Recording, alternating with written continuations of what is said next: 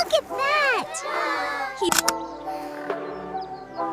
আসসালামু আলাইকুম। আজকে আমি দেখাবো কিভাবে আপনি এরকম একটা কার্টুন ভিডিও সম্পূর্ণ ফ্রিতে খুবই সিম্পল প্রসেসে এই কার্টুন ভিডিও আপনি তৈরি করতে পারবেন। তো চলেন দেখে আসি কিভাবে এরকম একটা সুন্দর কার্টুন ভিডিও তৈরি করতে পারি একদম খুবই সিম্পল প্রসেসে একদম ফ্রিতে। ফার্স্ট আপনারা যেটা করবেন, ক্রোম ব্রাউজারে গিয়ে লিখবেন WHISK। এটা লেখার পরে তারপরে দেখবেন ফার্স্ট একটা লেখা আছে labs.google.fx, এটাই ক্লিক করবেন। তারপরে দেখবেন লেখা আছে লঞ্চ উইথ, এটাই ক্লিক করে এন্টার টুল বলে অপশন আছে, এর ভেতরে আপনারা এন্টার করে নেবেন। তারপরে সাইটে দেখবেন তিনটা অপশন আছে, এখানে আপনারা কিরকম আপনার সাবজেক্ট থাকবে, সিন থাকবে, স্টাইল থাকবে। তারপর আমাদের যত কাজ হবে সবকিছুই ChatGPT করে দেবে। আমরা এখানে চাইলে স্টাইল অ্যাড করতে পারি, কিন্তু আমাদের দরকার নেই, যেহেতু ChatGPT সবকিছুই করে দেবে। ওর মধ্যে স্টাইল মেনশন থাকবে, সিন মেনশন থাকবে, সবকিছু মেনশন থাকবে। তো আমাদের এগুলো করার কোনো দরকার নেই। তো আমরা এবারে যাব ChatGPT তে, ওখানে গিয়ে একটা সিম্পল প্রম্পট লিখবো।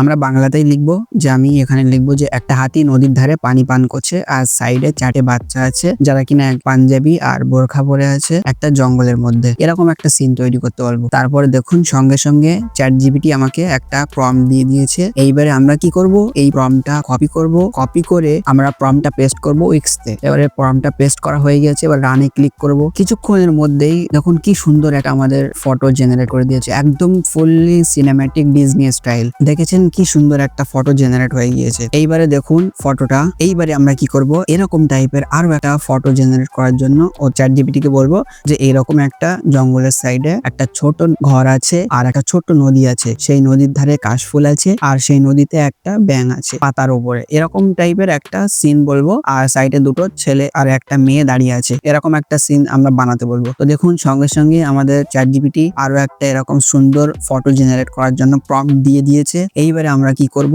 এই প্রম্পটটাকেও কপি করব, কপি করে উইক্সতে যাব, উইক্সতে গিয়ে আমরা আবার পেস্ট করে দেবো। পেস্ট করে দিয়ে রানে ক্লিক করব।